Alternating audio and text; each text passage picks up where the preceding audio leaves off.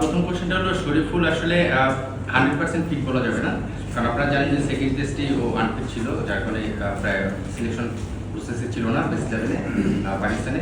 তারপরে যেটা হয়েছে সেই প্রসেসেই তাকে ফলো আপের মধ্যে রাখা হয়েছে, ফিজিও ট্রেনাররা তাকে লুক আফটার করতেছেন। সে 100% ফিট বলবো না টেস্টের জন্য, কারণ টেস্ট আপনি জানেন যে 15-20 ওভার বোলিং করতে দরকার হতে পারে, সামনে আমাদের টি20 খেলাও রয়েছে, সো সেটাও আমাদের ইম্পর্টেন্ট প্লেয়ার শরীফুল হোয়াইট বলের জন্য। সেই জায়গা থেকে যেহেতু 100% ফিট না, আমরা আসলে ওই রিস্ক জায়গাটায় যেতে যাচ্ছি না, বিকজ আপনারা জানেন যে টেস্ট স্কোয়াডে আমাদের এখন কমপ্লিট করার মতো বেশ কিছু প্লেয়ারকে আমরা রেডি করতে পেরেছি, এখন তো ফিট আছে। সো সেই জায়গা থেকে শরীফুলের ইনক্লুশনে আমরা রিস্ক দিতে চাইনি। হোপফুলি যদি সময়ের সঙ্গে সঙ্গে রিকভারি করে আসে টি20 ইনশাল্লাহ খেলতে পারবে। জাকের আলী অনেকের যে বিষয়টা আপনারা দেখবেন যে আমরা একটা জিনিস মাথায় রেখেছিলাম, কন্ডিশন এবং অপোনেন্ট। সেই জায়গা থেকে পাকিস্তানে আমরা 5 জন সিমার নিয়ে গিয়েছিলাম, এখানে আমরা সিমারের সংখ্যাটা কমিয়ে 4 জন এনেছি এবং একজন ব্যাটসম্যানের সংখ্যা বাড়িয়েছি, মিডল অর্ডার স্পেশালিস্ট। আমাদের টিম কম্বিনেশন আমাদের মনে হয়েছে যে মিডল অর্ডার একটা অপশন বাড়ানো আমাদের দরকার, যেহেতু কন্ডিশন এবং অন্য কোনো অপোনেন্ট, সেই জায়গা থেকে আমরা মিডল অর্ডার অপশনটা বাড়িয়েছি। থার্ড পার্ট যেটা আপনি জিজ্ঞেস করেছেন ওয়াই জাকির, এখানে আপনারা জানেন যে লাস্ট আমাদের সবগুলো প্ল্যানের মধ্যে দীপু ছিল।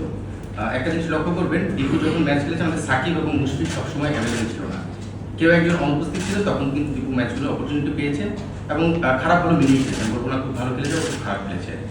রিসেন্ট পারফরমেন্সটা আমরা এখানে জাস্টিফাই করেছি। দীপু অস্ট্রেলিয়ায় গিয়েছিল, আপনারা জানেন 2টা4-ডে ম্যাচ খেলেছে, পাকিস্তানে 2টা 4-ডে ম্যাচ খেলেছে। খুব ছন্দে নেই, একটা প্লেয়ার আসলে যখন ইন্টারন্যাশনাল ম্যাচ খেলতে যাবে তার ফর্মটা খুব ইম্পর্টেন্ট। সেই জায়গা থেকে দীপু আমাদের ফিউচার প্লেয়ার এবং সামনে এনসিএল শুরু হচ্ছে, সে সেটার জন্য রেডি হচ্ছে।